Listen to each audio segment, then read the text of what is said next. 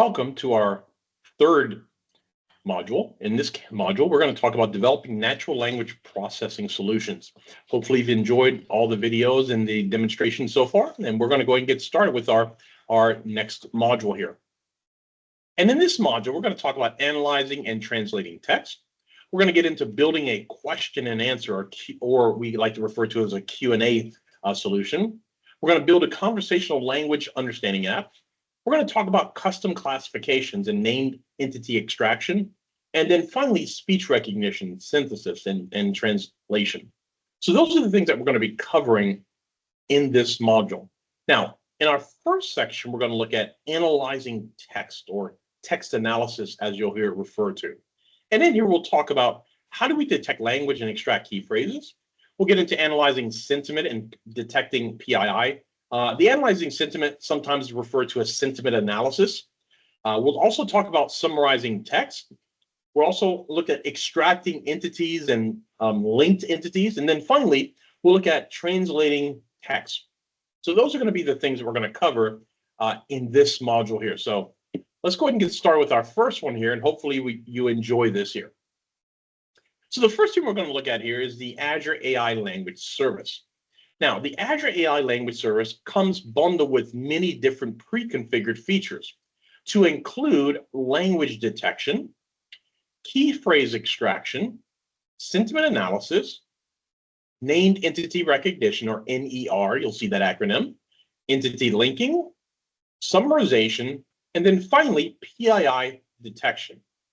And what this allows us to do is to take text information and analyze it in many different ways. It allows you to go in there and submit this data into a model and provide back results based on what it is that you're looking for.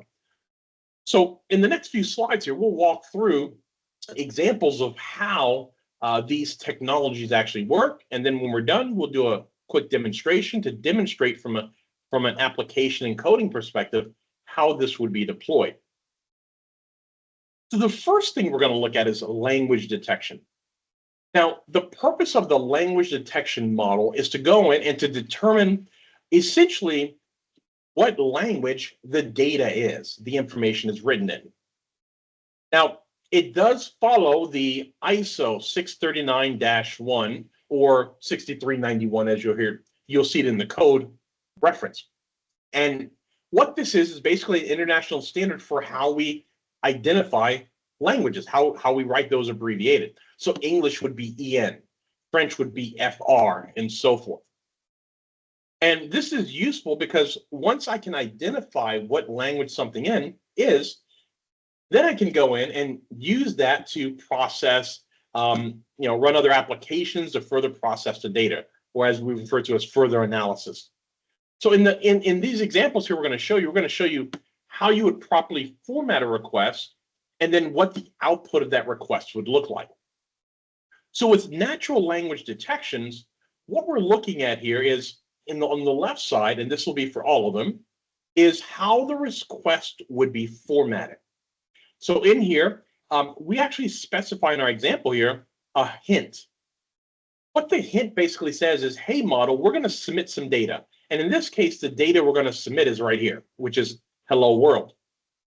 Now, I want the model to analyze it and come back and tell me what the language is, but what this does is it kind of tells the model, hey, worst case, it's probably English, but if it's not, then let us know. So it kind of helps the model better process it. In the second example here, we're also going to submit a second one, which is bonjour, tout à la mode, which of course is French. So let's take a look at when we submit those text data, how the response actually looks. So over here, we have our response. So our response is going to be basically looking at detecting a language. This is the function we're using here. It's going to give us a normal term, in this case, English. It's written out normally. But then it's also going to give it to us, and here it is right here, the ISO 6391 or 639-1 is the technical standard. And it's going to give it to us in that format, which in this case is EN for English. So it's telling us exactly what language it's using based on that format. Now, it also includes a confidence score. The confidence score is a percentage, anywhere from 1 or from 0 to 1. 0 being 0%, 1 being 100%. So in this case, the model is 100% certain that the data, in this case, hello world, is actually in English. So there you go. Now, there may be instances where the model cannot define or identify exactly what the language would be. Examples would be, even though we support many different languages, there are some languages that aren't supported. So you may get an error, a warning stating that it's an unsupported language. Or if there's not enough data, not enough text submitted into the model for it to determine exactly what language it is, you may get an error stating insufficient text. Or if it's a very low confidence score, or if you have text with many different languages intertwined within there, you may get that result. In our second part, we submitted French, and as you can see here, it came back and said it's French. Here's the 6391 standard, and again, it's 100% confident that this is French. Normally, the language detection process is the precursor for other things that you're going to do. Typically, we don't just run this and say, okay, it's English, and we stop there. No, I identify as English, and then I may have another process that kicks off based on the language that it is. So keep that in mind.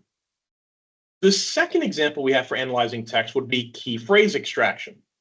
And what this does is, this is very useful if you're trying to get talking points for data that you have. Now, as you notice here, it says that the more characters, the more data that you have that you're submitting, the more accurate, the better it's going to generate a response. So let's take a look here at an example of a request being submitted. So in this case here, we're submitting it in English. And then here's what we're sending. You must be the change you wish to see in the world. So based off of that, what we want to do is we'll pull out key phrases here. We submit it, and here we go. So the key phrases for this one would be change and world. And then again, once it's extracted, you can then determine, okay, what do we do with this information? Then we kick off another application, another process, and so forth. In our second example here, the journey of 1,000 miles begins with a single step. We submit that into our model, and you'll notice here our key phrases are going to be miles, single step, and journey. And of course, there are no warnings in this example.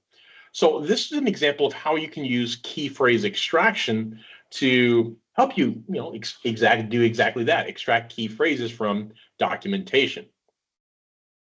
Now, by the way, key phrase extraction and summarization are not the same. A lot of people are confused. We'll talk about summarization here in a second, but they are not the same. And I will explain the differences here when we get to our summarization section. But for now, let's look at sentiment analysis, which is another text analytics feature that we have.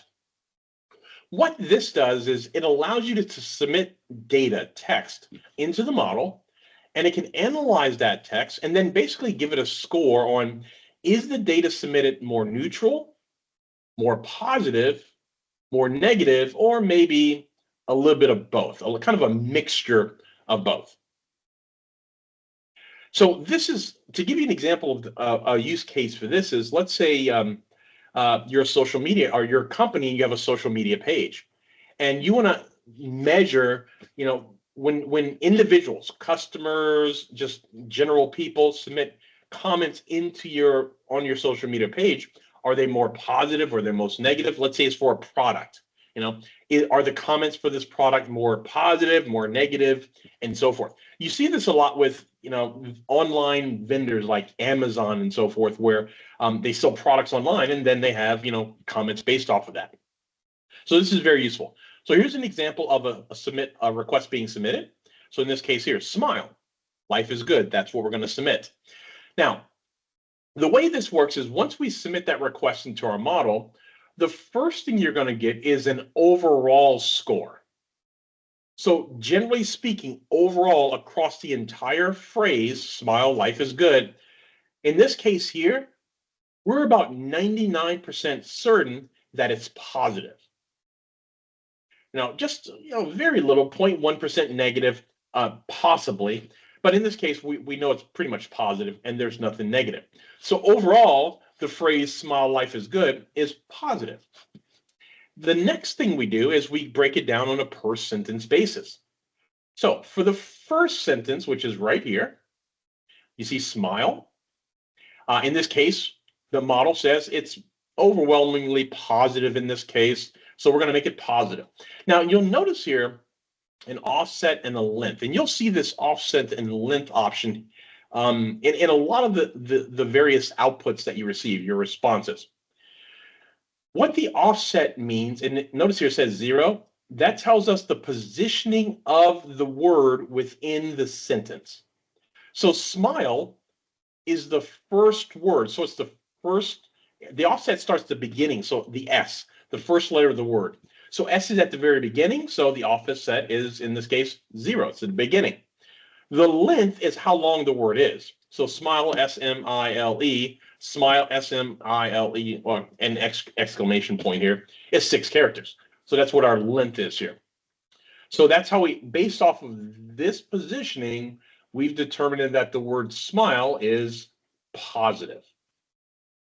Now, because this breaks it down on a per sentence basis, here will be the example of the second output, which is the second part of our phrase, which is life is good. And it will be very similar in this case. It would define if it's positive, negative, or neutral. It would then define the offset and the length, just like we have for the word smile. And again, we will generate that data. It's up to you to determine what do you do once that data has been generated, the information. All right, so the next one we have here is named entity recognition. And the purpose of this is to read information, read text, analyze text, and extract from it people, locations, dates, and or time. So it's either or, organization information, mailing address and email and so forth. That is the purpose of the named entity recognition, or sometimes referred to as NER. You'll see that acronym. So here's an example. So we're submitting this request. Joe went to London on Saturday. And then in our response, it's broken down. So in this case here, Joe, which is right here, has been identified as a person, so falls within the person category. Again, we just talked about the offset and the length. So you can identify exactly where it's positioned within the phrase, or in the sentence in this case. And in this case, the model is 62% certain that Joe is a person. So that's how you would read the output of this. The second part, notice here, went to is not a person, a location, a time, or anything, so it's skipped. And then the next thing we would look at is London. London is essentially a place, a location. So here you'll see London. In this case, it's been identified as a location where it's located within the sentence. And then in this case, we're 88% certain that London is a place, a location. And then finally, nothing for on, and then we have Saturday.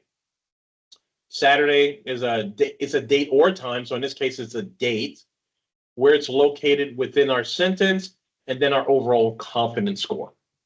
So this is how you would use named entity recognition.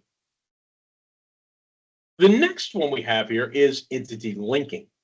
And what entity linking does is it takes data, text data, and it takes it and includes web links to it. And those web links come from places like essentially Wikipedia that provides additional definitions or context.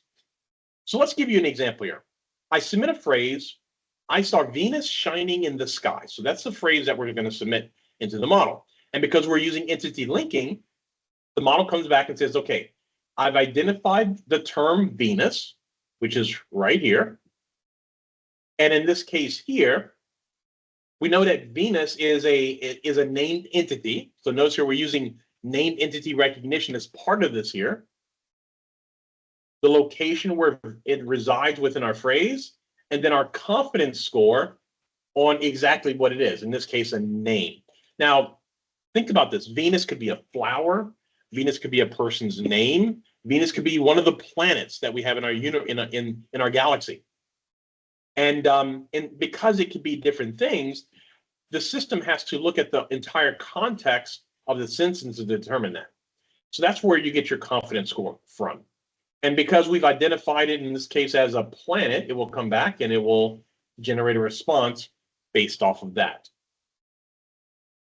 So that's an example of how we would use entity linking. Its primary purpose is to generate a URL for your text. The next thing we have is summarization. So with summarization, what we're doing here is we're saying, okay, we want to take the entire context or all the data and we want to analyze it.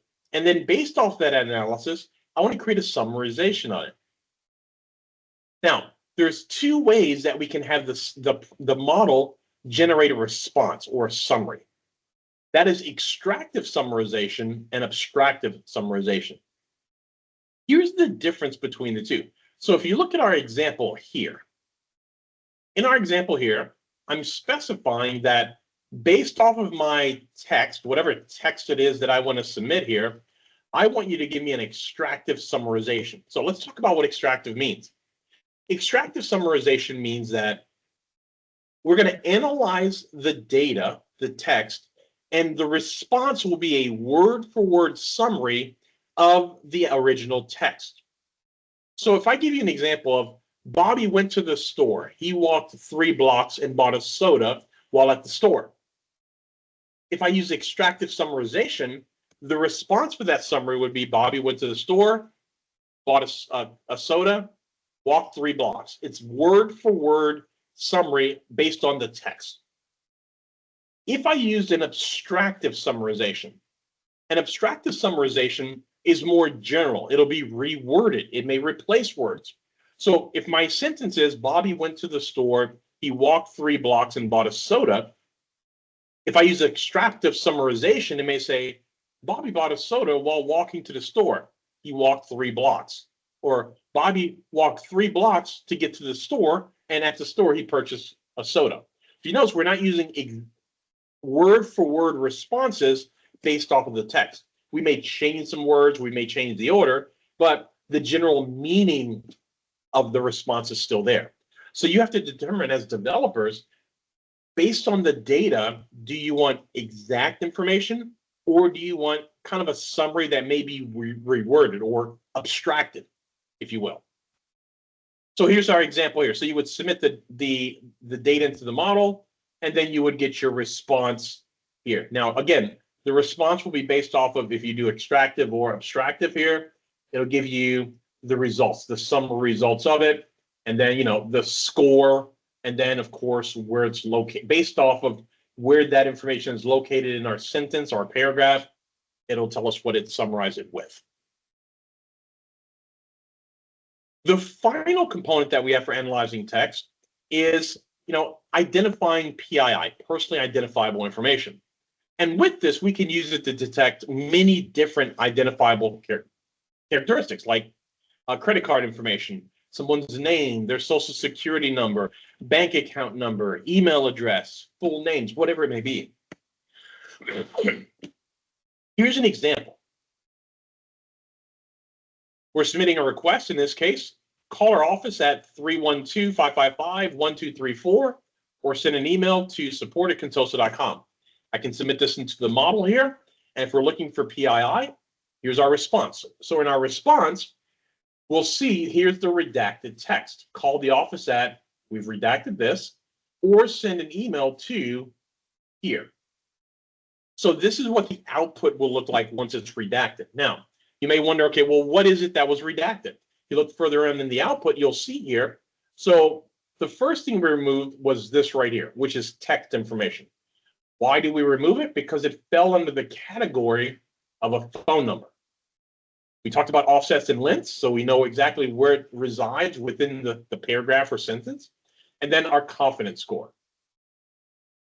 In this case here, we also removed an email address, which falls under the email category, where it's located within our information, and then the confidence score for that one. So as you can see, with this, we have the ability to go in and take text, analyze that text, and then process it based on identifying named entities or in this case here, PII detection, or generating summaries, or extracting, keywords from it. So earlier I mentioned, keyword detection versus summarization. Keyword detection just extracts individual words. Summarization extracts the meaning of something. So that's kind of the difference between them. So there are many different things that you can use for analyzing text, many different features within there.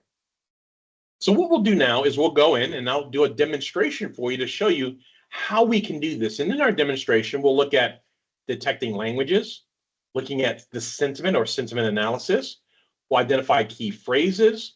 We'll extract entities and linked entities. So those are the things we're going to do in our demo. All right, so now that we've discussed this, let's go through and do a demo on this so you can see how it works from a code perspective. I've already gone in for the sake of time here and created the AI instance. So I've gone into my language service, and within language service, I selected create. And I care about the default features in this case here. We're not going to do anything customization, so we're going to go with the defaults. I selected the option to create a resource, and then filled in all the pertinent information here.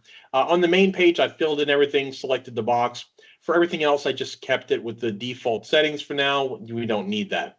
That takes about a minute to deploy once you create it.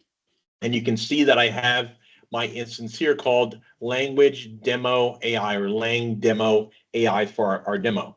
And the important thing that I need from here are going to be the keys and the endpoints, and I'm going to need that for my code. So once I've created the instance, I would then go into VS Code. In our lab, we'll use VS Code to do this. And within VS Code, I need to download the lab files, if you will, for this demonstration.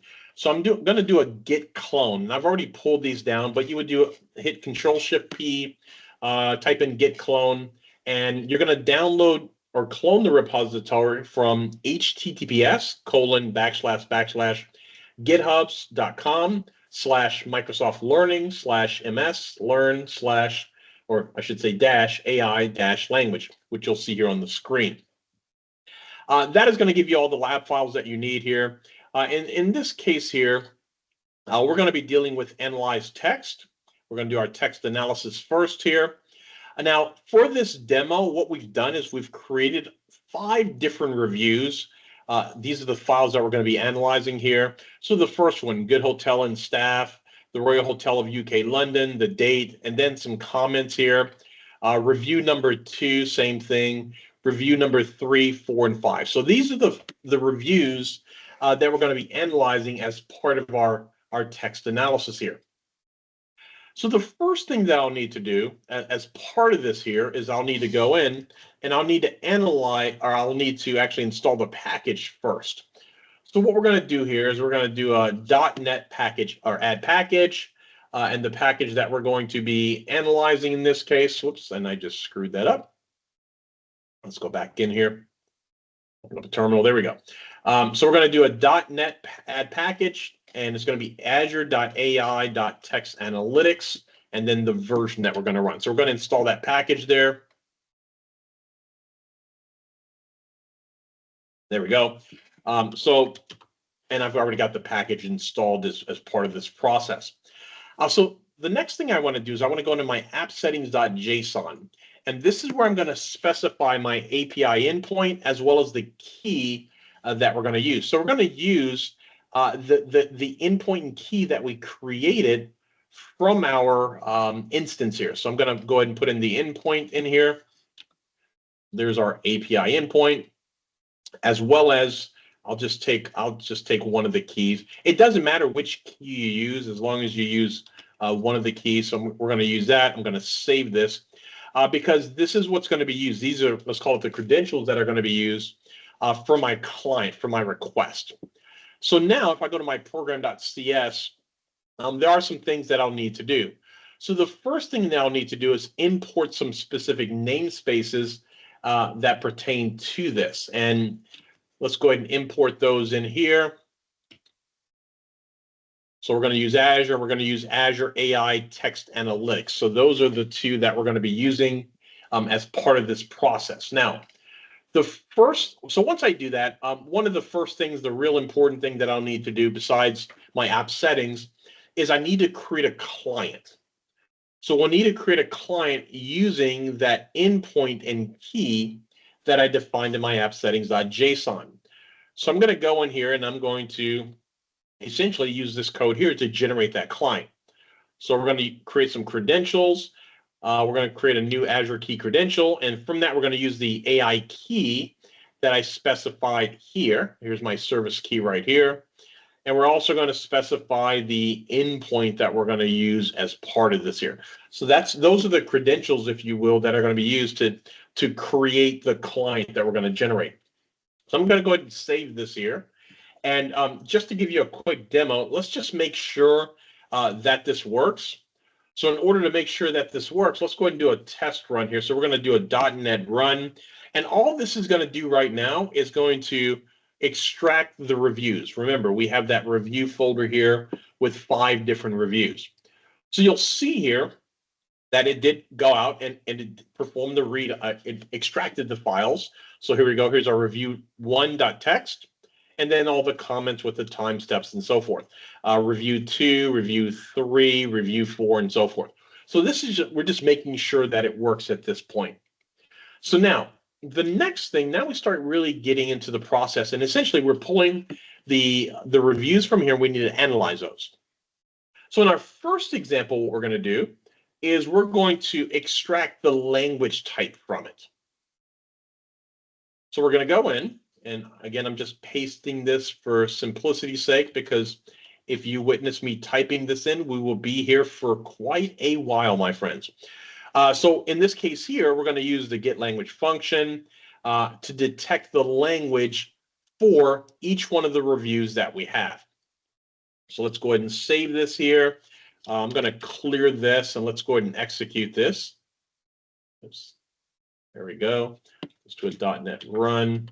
And now you'll notice that it's going to give us the reviews back, but for each of the reviews, so if I go to my first review, it gives me the same data for the review, but then it's identified the language that we're using. Now, of course, in this example here, it's going to give it to me in a simple to read format, but it's actually a JSON format, and on the back end, it would have the 639-1 format, which is -E, or would be EN as the example.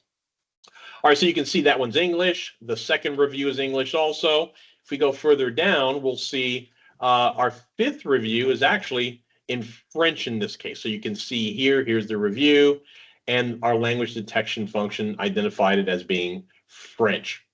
So that's the first example that we have. Now, for the second example, what we're going to do is we're going to take those same reviews and we're going to analyze the sentiment. We're going to detect, was it positive? Was it negative? Was it mixed or was it neutral? So we're going to go in, we're going to put the code in there again for simplicity's sake. Let's go ahead and clear our screen and rerun this. And now, and I didn't comment out the first line, so it's going to give me the language again, but now it's also going to identify the sentiment. So if you look at this here, we're going to look at the first review number 1. Again, here's our review. Here's our detect language function. And now we get our sentiment. So for that first review, notice here, it had clean rooms, good service, great location near Buckingham Palace, and so on. We thoroughly enjoyed our stay. This is a very positive review, so it came back as positive. Let's find the negative one. So review number 2. Review number 2. This is an old hotel. Has been around since the 1950s. And the room furnishings are average, becoming a bit old now and requiring changing. The internet didn't work and so forth. So you notice this review is a little bit more negative. So the sentiment analysis came back and said, yep, this is going to be negative, and so forth. Here's one kind of a mixture of positive and negative, and it came back with a mixed result and so forth. So that's an example of how your sentiment function would work, or feature in here would work. So the next one we're going to go with here, continuing on with our demonstration, is we're going to look to see if we can identify key phrases. So let's go ahead and paste that in there. Clear this up here. Let's save it. And again, I haven't commented anything else out, so it's going to give us everything here. So let's go ahead and clear this now, and let's take a look at what the results are. So it should give us our language in this case. Oh, I'm getting an error here. Let's see what our error is.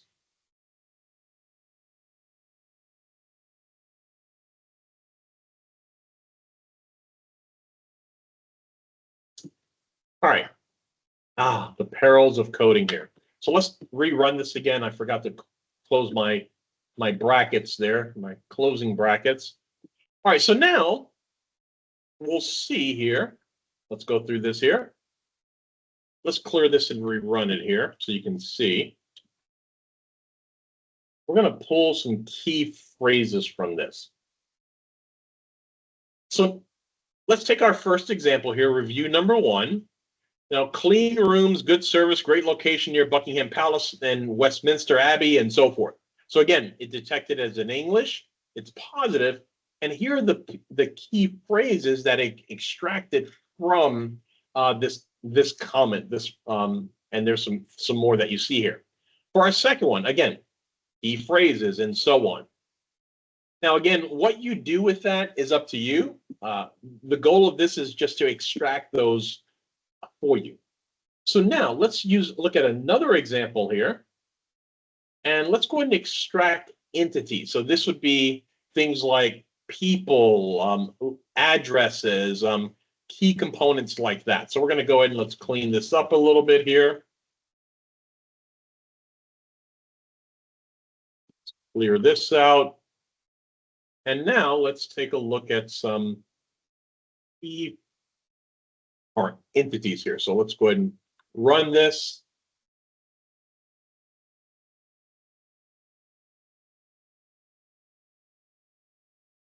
All right, so now if we analyze it, so we've got our key phrases, but now you notice there's some entities. So for each of the reviews there, staff, and it tells you exactly what it is. So in this case, a person, a location, Royal Hotel, location, London, yoga location, date and time, location, room, and so forth. So as you can see here, this is how you extract your entities here. And so that's another feature that we have as part of this here. So the final one we're going to do here is going to be linking. So we talked about this in our presentation, how we can take entities and we can provide links for them. So I'm going to go in here, go ahead and paste our code in here.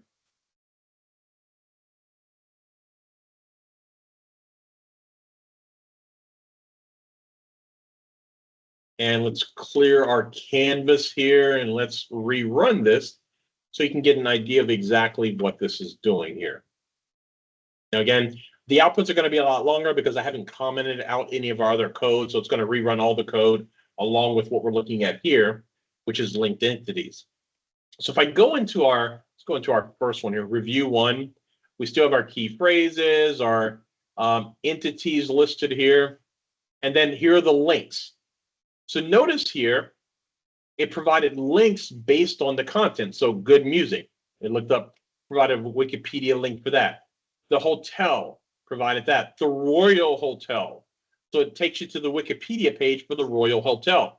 It takes you to the Wikipedia page for just London and Buckingham Palace and Westminster Abbey and the country of India, West Coast Main Line, and the Michelin Guide. So exactly what that is.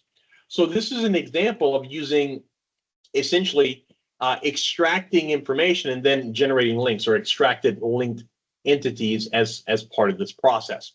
So hopefully you enjoyed this demonstration. And again, go to GitHub and download the files if you want, and you can definitely play around with this on your own. Stay around for the next video. Hopefully you enjoyed this.